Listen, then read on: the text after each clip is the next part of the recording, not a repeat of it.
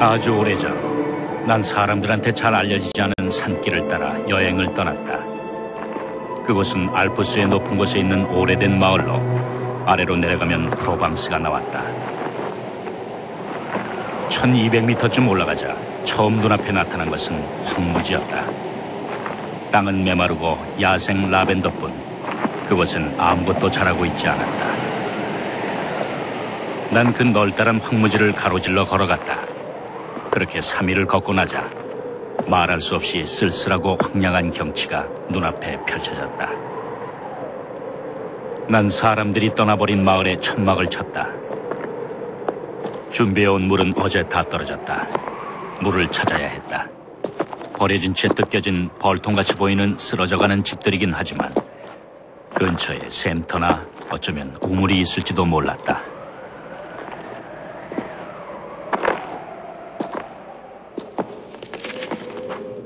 샘터가 보였다. 그러나 말라 있었다.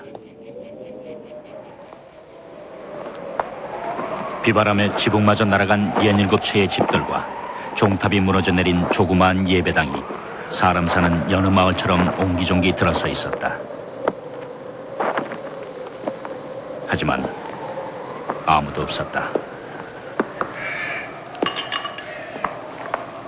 구름 한 점 없이 맑은 초여름 날씨였다.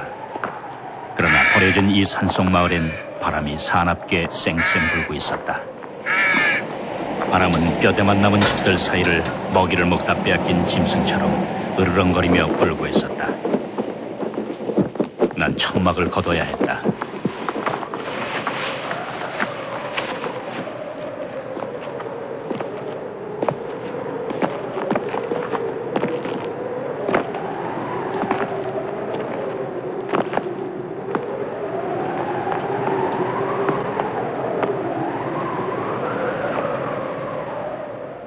다섯 시간이나 걸었지만 어디에도 물은 보이지 않았다. 아니, 있을 것 같은 흔적조차 보이지 않았다. 어느 곳이나 모두 메말라 있었다. 여기도 라벤더만이 자라고 있었다.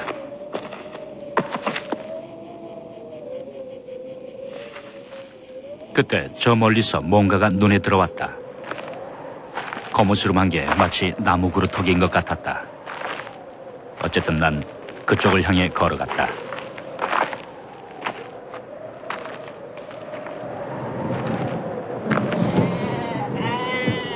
양치기였다. 곁에는 30마리쯤 되는 양들이 마른 풀 위에서 쉬고 있었다.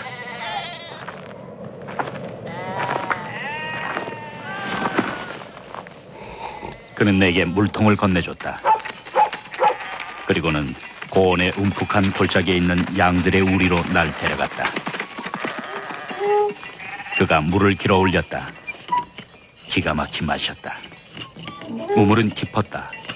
그는 엉성하나마 두레박을 매달아 놓고 있었다.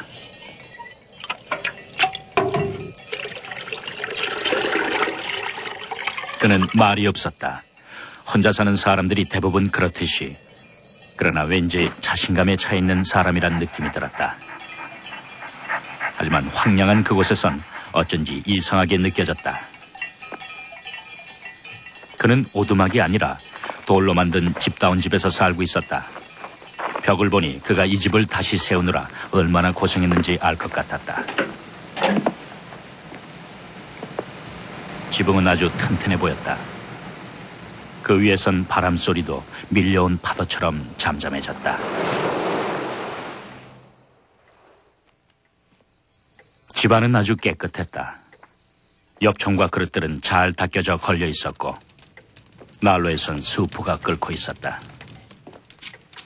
그는 말끔히 면도도 하고 있었다.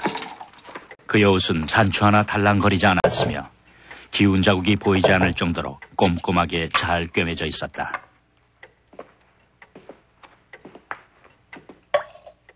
그는 내게 수프를 나눠줬다.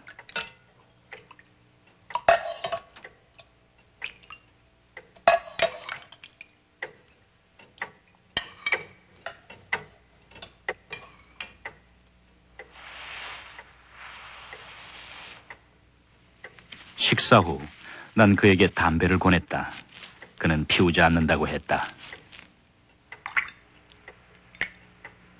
그의 개도 주인을 닮아 조용했다.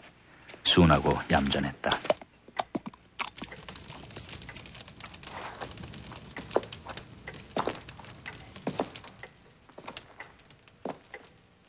그는 내게 하룻밤을 묵도록 해주었다.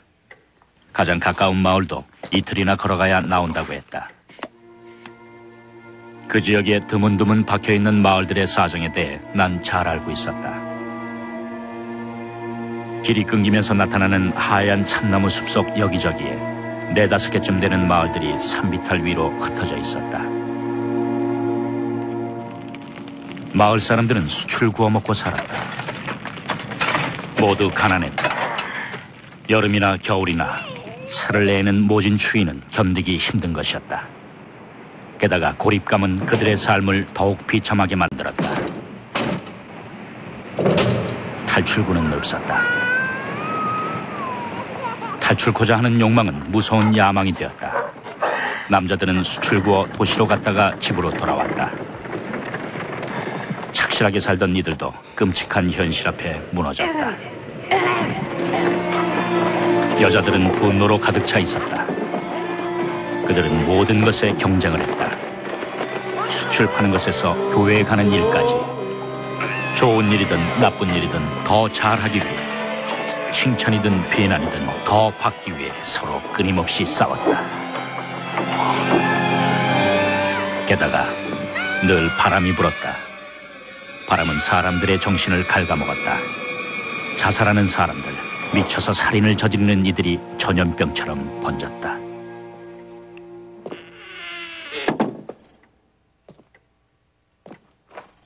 담배를 안 피우는 양치기는 조그마한 자루를 가져오더니 도토리를 한가득 쏟아놨다. 그는 그걸 하나하나 꼼꼼하게 살피면서 좋은 도토리와 나쁜 도토리를 가려내기 시작했다.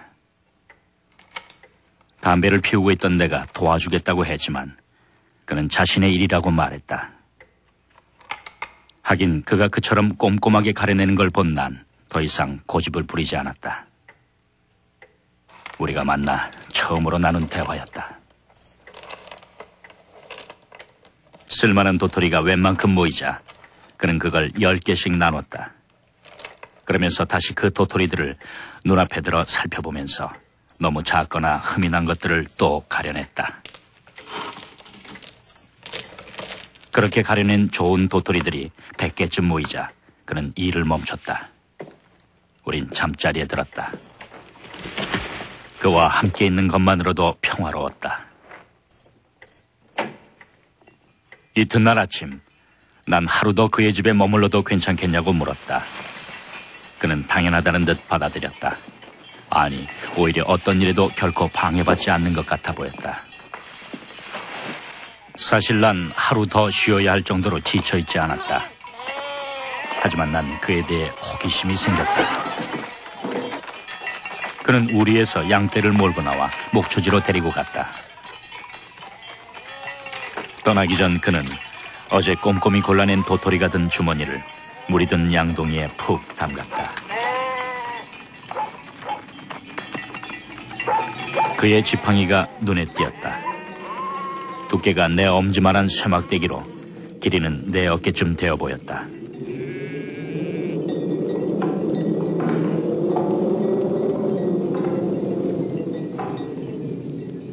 난 느릿느릿 산책하는 척하며 그의 뒤를 따라갔다. 그와 일직선으로 한참 떨어져 걸어갔다. 목초지는 골짜기 아래에 있었다. 그는 양떼를 개한테 맡기고 내가 서 있는 언덕 쪽으로 올라왔다. 날 야단치러 오는 줄 알았다. 그게 아니었다. 그가 가는 길에 내가 서 있었던 것뿐이었다. 함께 가겠냐고 물었다. 봉우리 쪽으로 한참 더 올라가는 곳이었다. 목적지에 다다르자 그는 쇠지팡이로 땅을 꾹꾹 찔렀다. 구멍이 파이자 도토리를 넣곤 다시 구멍을 메웠다.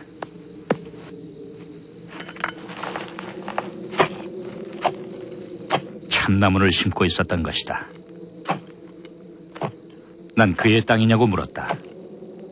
아니라고 했다. 주인을 아느냐고 물었다. 모른다고 했다. 아마도 공유지거나 주인이 있는데 그냥 버려두고 있는 땅인 것 같다고 했다. 그는 그런데 무관심했다. 그는 도토리 배가를 하나하나 정성스럽게 심어나갔다.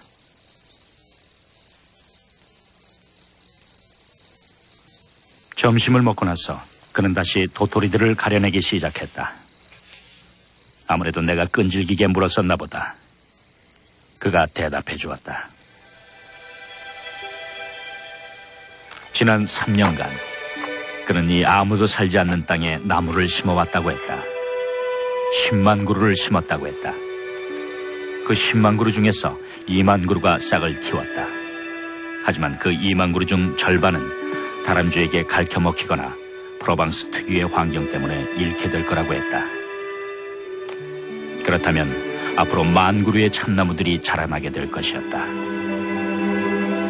그 황무지에서 말이다. 난 그의 나이가 궁금해졌다. 50은 확실히 넘어 보였다. 55이라고 했다. 그 양치기의 이름은 엘제아르 부피에였다. 그는 산 아래서 농사를 지었었다.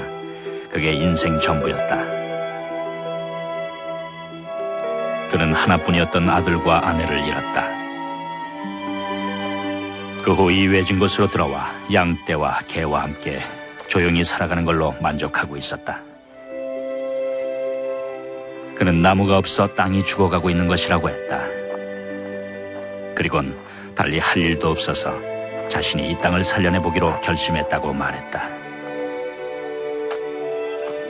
미래에 대한 젊은이다운 자기중심적인 생각에서 난 이렇게 말했다. 30년 안에 이 1만 그루의 나무는 아주 커다란 숲을 이루게 될 거라고. 그는 담담하게 말했다. 앞으로 30년을 더 살게 된다면 이 1만 그루 따윈 바닷물에 떨어뜨린 물 한 방울에 지나지 않을 정도로 더 많은 나무를 심어 나갈 것이라고. 그는 진작에 너도 밤나무도 심어두었다. 그것은 벌써 한가득한 묘목장이 되어 있었다. 참으로 아름다웠다. 그는 또 자작나무를 심을 거라고 했다. 골짜기 아래쪽은 땅 위에 습기가 조금 남아있다는 것이다.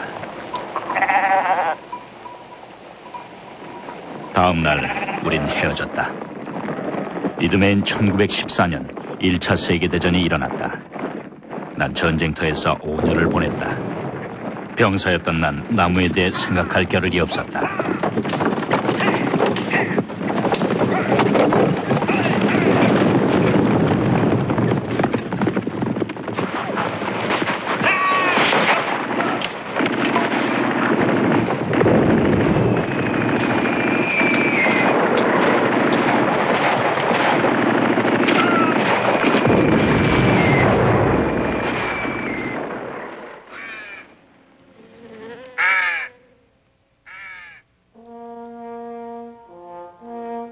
전쟁이 끝나자 난 얼마 안 되는 보상금에 매달려 살았다. 맑고 깨끗한 공기가 그리워 견딜 수가 없었다. 생각만 하고 있다가 어느 날 그 외지고 황량한 곳을 다시 찾아가 보았다. 그곳은 예전 그대로였다. 하지만 멀리 버려진 마을 건너 저 멀리 높은 산등성에 융단처럼 덮고 있는 회색빛의 엷은 안개가 보였다. 어제부터 난 줄곧 나무를 심던 그 노인을 생각하고 있었다. 참나무 1만 그루라 상상해보았다. 엄청나게 큰 숲이 되었겠는걸. 지난 5년 동안 난 수많은 사람들이 죽는 걸 보아왔다. 엘제아르 부피에도 세상을 떠났을지 몰랐다. 하긴 20대 젊은이가 보기엔 50대란 할 일이라곤 죽는 일밖에 남지 않은 나이였으니까.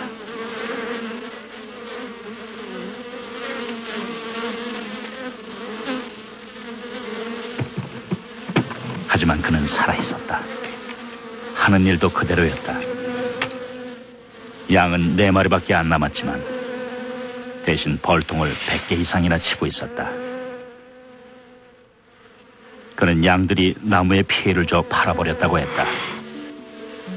전쟁도 그를 막지는 못했다. 그는 조용히 나무만을 심어왔다는 것이다. 1910년에 심었던 참나무들은 10년이 지난 지금 노인이나 나보다도 크게 자라 있었다. 난 그 멋진 모습에 넋을 잃고 말았다. 여전히 그는 말이 없었다. 우리는 하루 종일 아무 말 없이 숲속을 거닐었다. 세 구역으로 이루어진 숲은 가로가 1100km, 세로는 3km쯤 됐다. 아무런 기술이나 기계의 도움 없이 오직 양치기 노인의 영혼과 손에 의해 이런 숲이 이루어진 것으로 보아 이 노인은 하느님만큼이나 능률적으로 일할 줄 아는 사람임이 틀림없다는 생각이 들었다. 그는 자신의 꿈을 이루었다. 내 어깨 높이로 자라난 끝없이 널리 펼쳐져 있는 너도 밤나무들이 바로 그 증거였다. 참나무들은 단단해서 다람쥐들의 이빨을 잘 견뎌냈다. 이 숲을 없애려면 프로방스엔 없는 회오리바람이라도 불어야만 할 것 같았다. 그는 자그마한 5년생 자작나무 숲으로 날 데려갔다. 내가 베르당에서 싸우고 있던 1915년에 심은 것들이었다. 땅 표면에 습기가 있을 거라고 그가 생각했던 바로 그곳에 심어져 있었다. 자작나무들은 마치 아이들처럼 부드럽고 씩씩했다. 숲은 자연의 순리를 따라 자라고 있는 것 같았다. 그는 걱정하지 않았다. 그저 꾸준히 나무만을 심을 따름이었다. 마을을 거쳐 아래로 내려가자 물이 흐르고 있는 것이 보였다. 언제나 메말라 있었던 시내였다. 그것은 내가 이 산에 올라와 본 것 중 가장 소중한 숲이 내린 선물이었다. 아주 오래전 이 시내에는 물이 가득 흘렀었다.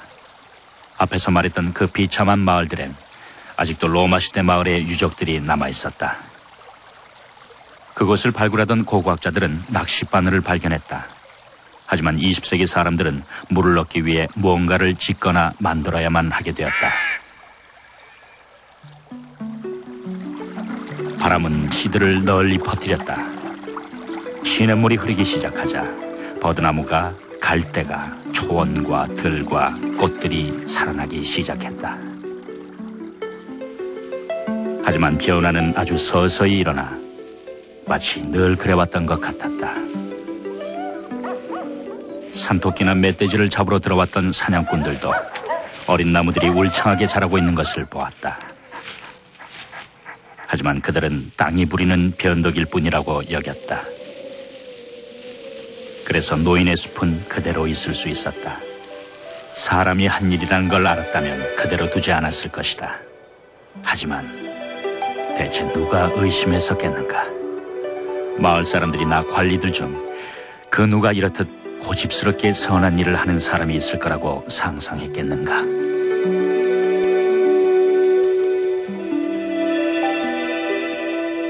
(1920년) 이래로 난 매년 거르지 않고 엘자르 부피에를 찾아갔다. 그는 지치는 법도 없이 꾸준히 나무를 심을 뿐이었다. 하느님은 그에게 이미 천국을 보여주셨던 게 틀림없었다. 난 그의 고통에 대해선 생각해보지 않았다. 틀림없이 그는 이런 숲을 이루기까지 수많은 어려움을 겪었을 것이다. 자신의 신념을 이루기 위해 수없이 절망감과 싸워야 했을 것이다. 우린 그가 완벽한 고독 속에서 일을 해왔다는 걸 알아야만 한다. 너무도 철저히 혼자여서 나중에 그는 결국 말하는 법을 잊어버리고 말았다. 아니, 아마도 필요조차 안 느꼈을 것이다. 1933년 삼림 감독관이 놀란 얼굴로 찾아왔다. 산에서 불을 피우면 안 된다는 명령이 내려왔다며 자연이 내린 숲을 해칠 것이기 때문이라고 했다. 아무것도 모르는 이 순진한 감독관은 숲이 스스로 생겨난 건 처음 봤다며 감탄했다.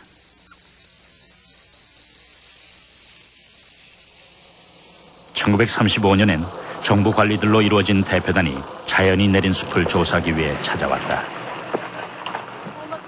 그들 중에는 삼림부 고위 관리들과 몇 명의 국회의원들, 그리고 전문가들도 있었다.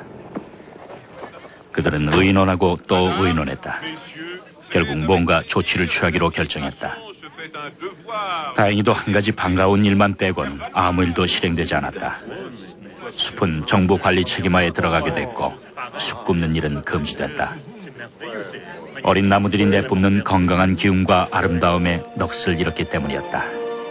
숲은 국회의원들에게조차도 마법을 걸었던 것이다.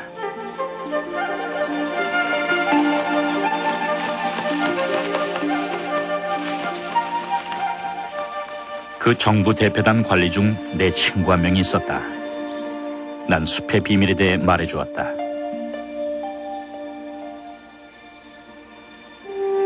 일주일쯤 지나 우린 엘자르 부페를 찾아 산 위로 올라갔다. 그는 일에 몰두해 있었다. 대표단이 들렸던 곳에서 20km쯤 떨어진 곳이었다. 내가 짐작했던 대로 친구는 노인이 하는 일의 소중함을 알아차렸다. 난 노인에게 갖고 간 달걀을 건넸다. 우린 함께 점심을 먹었다. 그리고는 한참 동안 아무 말 없이 주위 경치를 바라보기만 했다.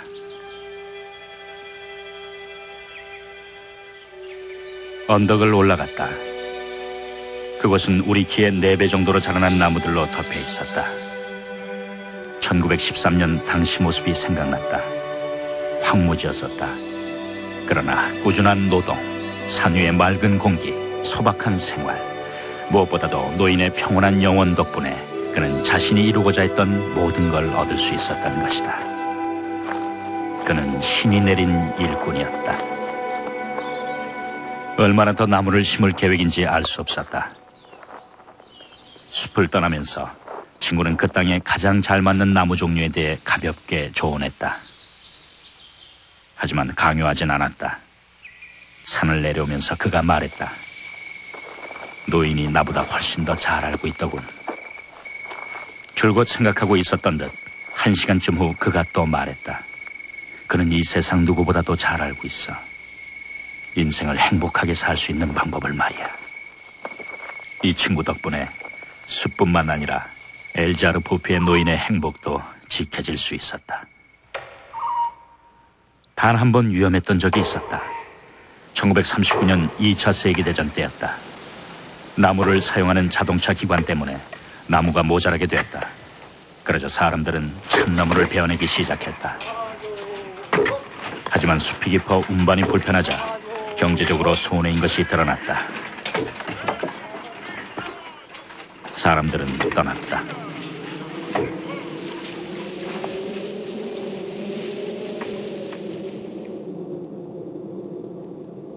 하지만 노인은 아무것도 몰랐다. 1914년에도 그랬다. 이번에도 전쟁이 아랑곳하지 않고 숲속에서 조용히 일할 뿐이었다.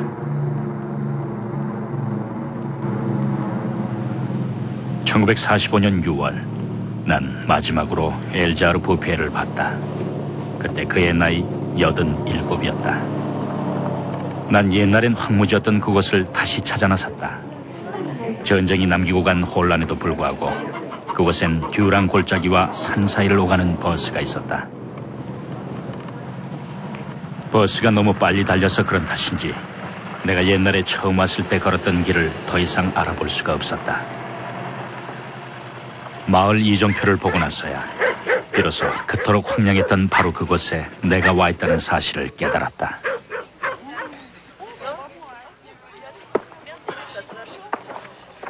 난 베르궁에서 버스를 내렸다. 1913년 당시 이 마을엔 집 12채, 사람 3명이 있었다. 그들은 서로를 미워하며 덫을로와 짐승을 잡아먹고 살았다. 희망이라고는 없는 삶이었다. 하지만 모든 것이 변해 있었다. 공기부터 달랐다. 그처럼 모질게 쌩쌩 불어대던 바람 대신 향기롭고 부드러운 산들바람이 날 맞았다. 물소리 같은 소리가 산봉우리 쪽에서 들려왔다. 숲속에서 나는 바람소리였다. 그런데 더욱 놀랍게도 진짜 물소리가 들려왔다. 물이 흘러내리도록 마을 사람들이 만들어 놓은 샘터였다. 그 곁엔 너무나도 감동스럽게도 보리수가 심어져 있는 게 보였다. 그건 마치 부활의 상징과도 같았다.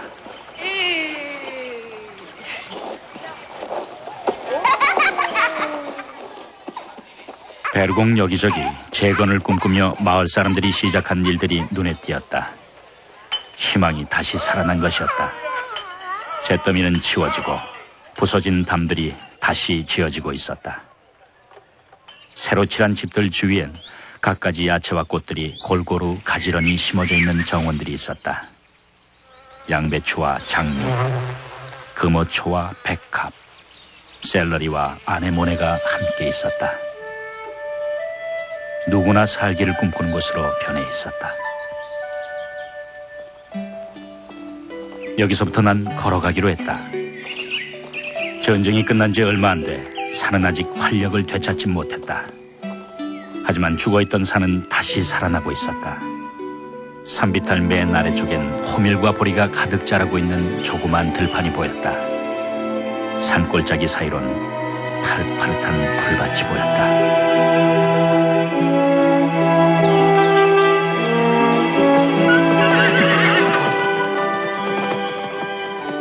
이로부터 8년 후 산 전체는 자연이 선사해준 건강한 생명력으로 넘쳐 흘렀다. 1913년에 보았던 무너진 직터 위엔 이제 깨끗한 농가들이 사이좋게 들어서 있었다. 모두들 행복하고 만족한 모습이었다. 고대로부터 내려온 샘들은 눈과 비를 잘 보존해준 숲 덕분에 다시 흘러내리기 시작했다. 단풍나무 숲 사이에선 샘에서 떨어져 내린 물이 융단처럼 깔린 박하잎들을 적시고 있었다. 마을은 천천히 다시 일어서고 있었다. 비싼 땅값 때문에 평야지대에서 옮겨온 사람들이 마을에 젊음과 활기, 모험심을 가져다 주었다. 거리마다 소박한 시골 생활의 맛을 알게 된 사람들의 건강하고 티없는 웃음소리가 가득했다.